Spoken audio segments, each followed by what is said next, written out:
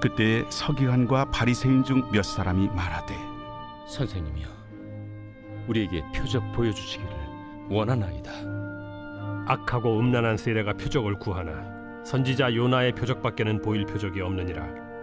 요나가 밤낮 사흘 동안 큰 물고기 뱃속에 있었던 것 같이 인자도 밤낮 사흘 동안 땅 속에 있으리라.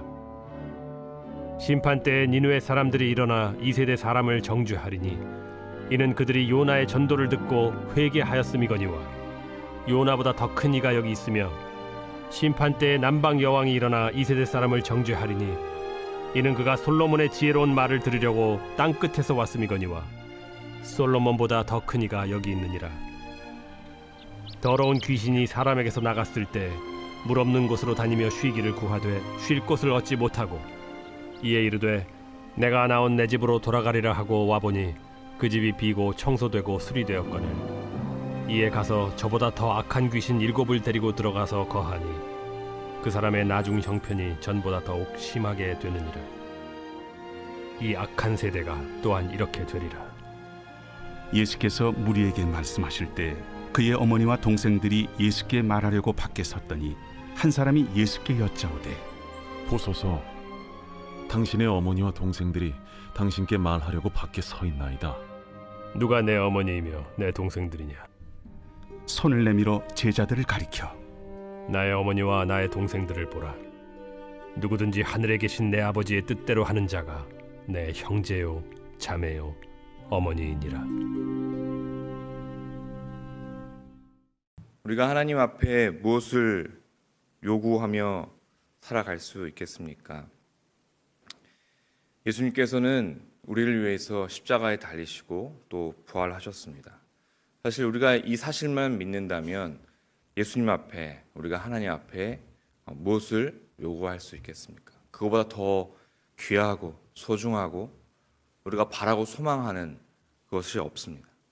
우리는 오직 예수님의 십자가 그리고 그 부활의 사건을 통해서 충만한 은혜를 받고 또 누리며 살아가고 있습니다. 그렇지만 우리가 신앙생활 하다 보면 가끔 하나님에 대한 원망과 또 나의 삶 속에서 이루어지지 않는, 해결되지 않는 여러 가지 문제들을 통해서 우리가 하나님을 시험할 때도 있습니다. 그러나 이 바리새인들의 또 서기관들의 요구는 그거를 더 뛰어넘어 어쩌면 예수님에 대해, 예수님의 모든 사역에 대한 강렬한 부정과 또 강한 도전을 담고 있습니다. 22절부터 37절까지에 이르러서 예수님께서 또 많은 사역을 통해서 치유하시고 또 귀신을 내쫓는 여러 가지 일들을 통하여 내가 메시아다라는 사실을 사람들에게 알렸습니다. 그러나 바리새인들과 서기관들은 예수님의 사역의 모든 것들을 보았지만 설득되지 않았습니다. 그들은 복음을 받아들이지 못했습니다. 그래서 이제 그들이 예수님 앞에 나와서 묻습니다. 이제 당신이 진짜 메시아라는 사실을 진짜 우리에게 보일 만한 그런 표적을 보여달라라고 요청합니다. 38절의 말씀을 보니 그때 서기관과 바리새인 중 몇 사람이 말하되 선생님이여 우리에게 표적 보여주시기를 원하나이다 라는 말을 하고 있어요. 예수님께서는 28절에 이렇게 말씀하시죠. 그러나 내가 하나님의 성령을 힘입어 귀신을 쫓아내는 것이면 하나님의 나라가 이미 너에게 임하였느니라. 예수님께서는 이미 내가 하는 모든 사역을 통해서 이미 하나님의 나라가 도래했다, 내가 메시아다라는 사실을 말씀하고 있습니다. 그러나 끝까지 이 바리새인들은 그 말씀을 받아들이지 않았습니다. 더 뛰어난 치유의 사건보다도 더 내가 믿을 만한, 귀신을 쫓아내는 것보다 더 내가 믿을 만한 어떤 획기적인 그런 표적을 요구하는 것이죠. 39절에 이렇게 말씀하십니다. 예수께서 대답하여 이르시되 악하고 음란한 세대가 표적을 구하나 선지자 요나의 표적밖에는 보일 표적이 없느니라. 예수님께서는 표적을 요구하는 그들에게 악하고 음란한 세대로 규정하시면서 그들의 요구를 거절하십니다. 나는 더 이상 너희들에게 표적을 보일 것이 없다. 너희들은 악하고 음란한 세대다라고 말씀하고 있어요. 악하고 음란한 세대는 무엇입니까? 악하고 음란하다라는 것은 성경에서 하나님과 반대되는 것이, 하나님을 떠나는 것입니다. 하나님이 아닌 다른 것을 섬기는 것이죠. 이 시대를 우리가 살아가면서 참 그리스도인으로서 또 하나님을 믿는 것으로서 우리는 항상 도전을 받고 있습니다. 예전에 대학교 전도를 나갔을 때 열심히 우리 친구들과 학생들과 전도를 했어요. 그들에게 우리가 요구받은 것은 예수님이 진짜 메시아라는 사실을 우리에게 보여라라는 것이죠.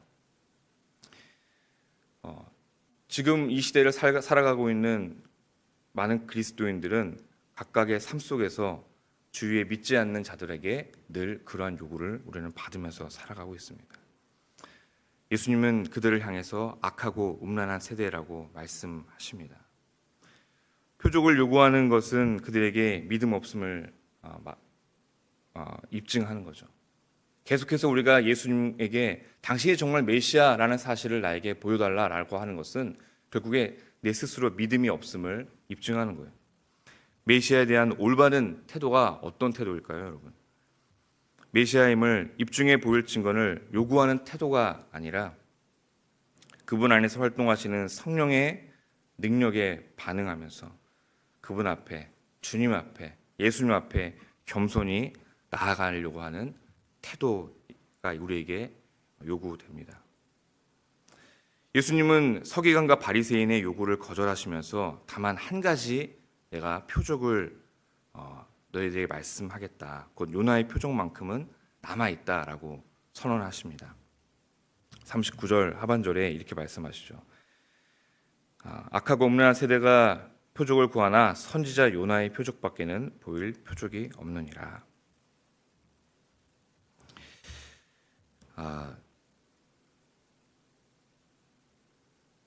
40절에 보면은 요나가 밤낮 사흘 동안 큰 물고기 뱃속에 있었던 것 같이 인자도 밤낮 사흘 동안 땅속에 있으리라 라고 말씀하고 있습니다.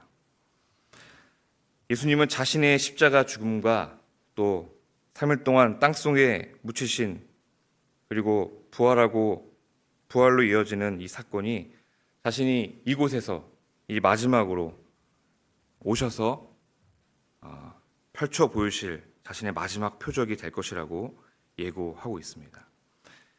여기서 이 땅속이라고 하는 것은 스올이라고 하는 것인데 그것은 쉽게 말해서 지옥이죠. 죽음입니다. 예수님께서 이 땅에 오셔서 마지막으로 보여주었던 이 십자가 사건은 죽음 끝까지 이르러서 그 땅속 깊은 곳까지 가셨다가 그리고 부활하셨던 사건이에요. 그래서 우리가 이 십자가와 또 부활의 사건을 통해서 우리가 알 수 있는 것은 날마다 하나님 예수님께서 우리를 위해서 자신의 죽음까지 또 땅속 깊은 곳까지 수월까지 가셨다라는 사실을 처음에 우리가 하나를 깨닫는 것입니다. 날마다 우리의 삶 속에서 우리는 예수님으로 함께 더불어 죽어야 되는 삶을 살아가야 한다는 거죠. 그분을 쫓아가기 위해서, 그분을 닮아가기 위해서 우리는 늘 나를 죽이고 오직 그리스도를 바라보며 부활하신 그 능력을 향해 살아갈 수 있어야 됩니다. 그것이 바로 하나님 예수님께서 우리에게 보여주신 놀라우신 그 은혜를 누리며 살아가는 거라고 말씀할 수가 있습니다. 물론 이 말씀은 바리새인들은 이해할 수가 없었어요. 도대체 요나의 표적이라는 것이 무슨 말인가? 그리고 제자들도 예수님이 부활하신 후에야 비로소 말씀의 의미를 깨닫게 됩니다. 요한복음 2장 22절에 보면 죽은 자 가운데서 살아나신 후에야 제자들이 이 말씀하신 것을 기억하고 성경과 예수께서 하신 말씀을 믿었더라라는 성경이 기록되어 있습니다. 예수님은 표적을 요구하는 바리새인들의 그 완악한 태도 안에서 요나와 또 남방 여왕의 예를 듭니다. 요나는 니느웨에 가게 되었는데 그는 정말 기쁜 마음으로 가지 못했습니다. 억지로 정말 하나님이 가라고 해서 어쩔 수 없이 그는 가게 되었어요. 그래서 결정적으로 물고기 뱃속에서 3일 동안 있다가 뱉어짐을 당하고 결국에 억지로 가서 니느웨에 하나님의 말씀을 전하게 됩니다. 사흘 밤낮으로 다녀야지만 니느웨 성 전체를 돌 수 있었지만 요나는 하루밖에 돌지 않았어요. 그것도 억지로 말씀을 전했습니다. 그런데 어떤 일들이 일어났습니까? 사람과 짐승 모든 가축들까지도 금식하며 하나님 앞에 나왔다라는 말씀의 기록이 있어요. 니느웨가 회개하였죠. 또 42절에 심판 때에 남방 여왕이 일어나 이 세대의 사람을 정죄하리니 이는 그가 솔로몬의 지혜로운 말을 들으려고 땅 끝에서 왔다라고 되어 있습니다. 이 남방 여왕도 어떤 지혜, 이 세상에 큰 지혜가 무슨 지혜가 있을까 하여 솔로몬을 찾아갑니다. 그가 믿는 하나님에 대한 이야기를 듣기를 원하여 가서 그 말씀을 듣고 하나님의 복음을 받아들이게 되었습니다. 그런데 예수님께서 말씀하십니다. 나는 요나보다도 솔로몬보다도 큰 사람이다. 이것이 바리새인들에게 엄청난 문제점의 그 심각성을 보여주는 것입니다. 요나와 솔로몬보다 크신 분이라는 사실에 의해서 더욱 그들의 죄가 가중되는 것이죠. 그리고 나오는 말씀이 43절의 말씀입니다. 더러운 귀신이 사람에게 나갔을 때에 물 없는 곳으로 다니며 쉬기를 구하되 쉴 것을 얻지 못하고 이에 이르되 내가 나온 내 집으로 돌아가리라 하고 와보니 그 집이 비고 청소되고 수리되었거늘. 예수님이 이 땅에 와서 바리새인들과 서기관들 그리고 이스라엘 모든 사람들에게 내가 메시아다라고 선포하셨습니다. 그는 요나보다도 크고 솔로몬을 찾아왔던 남방 여왕보다도 컸습니다. 대충 전했던 요나를 통해서도 니느웨 사람들이 회개했고 지혜를 찾아다녔던 남방 여왕에도 하나님의 말씀이 들어갔지만 이 완악한 바리새인들, 서기관들, 이스라엘 그 사람들은 하나님의 말씀을 받아들이지 못했어요. 하나님의 나라가 선포되었다고 예수님께서 말씀하셨습니다. 하나님의 나라가 선포되었다 말씀하시며 병자를 고치시고 귀신을 내쫓으셨어요. 그래서 그 땅에 평화가 찾아오기만을 우리는 늘 바라고 있었습니다. 그런데 어떻게 되었습니까? 그들이 예수님을 받아들이지 못했어요. 예수님께서 말씀하시는 것은 이 시대에서 선포되어진 말씀을 듣지 못한다면 내가 요나보다도 남방 여왕의 그 어떤 것도 보다도 내가 더 큰 이가 와서 진짜 하나님이 내려와서 너희에게 말씀을 전했는데도 그것을 받아들이지 못한다면 너희들이 내가 십자가와 부활의 사건 이후에 일어나는 모든 사건 속에서 너희들은 큰 더 어려움을 겪게 될 것이다 라는 거죠. 사탄의 입장에서 보면은 이미 예수님께서 이 땅에 오셔서 하나님 나라를 선포했기 때문에 우리는 이미 전쟁에서 승리한 싸움을 하고 있는 거예요. 사탄의 입장에서는 어떻겠습니까? 이제는 더욱더 그는 가열차게 사람들의 마음을 찾아가서 그들의 마음을 흔들어 놓고 예수님을 믿지 못하게 만드는 거예요. 그 이전보다 더 강렬하게 그들은 하나님을 떠나게 만드는 도전을 우리에게 한다는 거죠. 결국에 예수님께서 하시고자 하는 말씀은 지금 이 시대에 선포되는 그 말씀 속에서 너희들이 그 말씀을 받아들이지 못한다면 너희들은 더 어려움을 겪게 될 것이다 라는 말씀하고 있습니다. 우리는 선택해야 되는 거죠. 우리의 마음을 무엇으로 채워야 될지를 늘 고민하고 기도해야 됩니다. 날마다 하나님의 말씀 앞에 서서 우리가 요구해야 될 것은 그리스도와 함께 이 세상을 어떻게 살아가야 될 것인지, 우리에게 주시는 그 소명이 무엇인지, 부르심의 소명이 무엇인지 그 말씀을 붙잡고 나아가는 것이 우리가 하나님 앞에 요구되어지는 것입니다. 날마다 우리가 하나님 앞에 나아갈 때 내 욕심과 욕망을 드러내고 하나님 이것을 해주지 않으면 나는 하나님을 믿을 수 없어요 라고 고백하기보다는 늘 주님 앞에서 우리가 나아가며 주님과 더불어 내가 은혜를 누리며 살아가고 있음을 감사하고 하나님 앞에 영광을 돌리는 삶을 살아야 합니다. 46절에서 50절 말씀에는 굉장히 흥미로운 이야기가 나옵니다. 예수님이 이 바리새인들과 서기관들 앞에 방금 우리가 읽었던 말씀을 전하고 있을 때였어요. 예수께서 무리에게 말씀하실 때 그 어머니와 동생들이 예수께 말하려고 밖에 섰더니 이렇게 되어 있습니다. 무슨 일인지 몰라도 이 마리아와 그 형제들은 예수님을 걱정하고 나섰습니다. 왜냐하면 그 이전에 계속해서 어떤 말씀이 있냐면 예수님이 귀신 들렸다. 예수님이 바알세불에 힘을 힘입어 말씀을 전한다라는 이야기를 들어서 이 어머니와 이 형제들은 너무 많은 걱정이 되었어요. 그래서 그 안에 들어가서 말씀을 듣는 것이 아니라 밖에서 서서 예수님을 불러내고 있었어요. 나와라, 나와라. 그런데 예수님께서 이렇게 말씀하시죠. 누가 내 어머니이며 내 동생들이냐 하시고 손을 내밀어 제자들을 가리켜 이르시되 나의 어머니와 나의 동생들을 보라. 누구든지 하늘에 계신 내 아버지의 뜻대로 하는 자가 내 형제요 자매요 어머니이다 하시더라.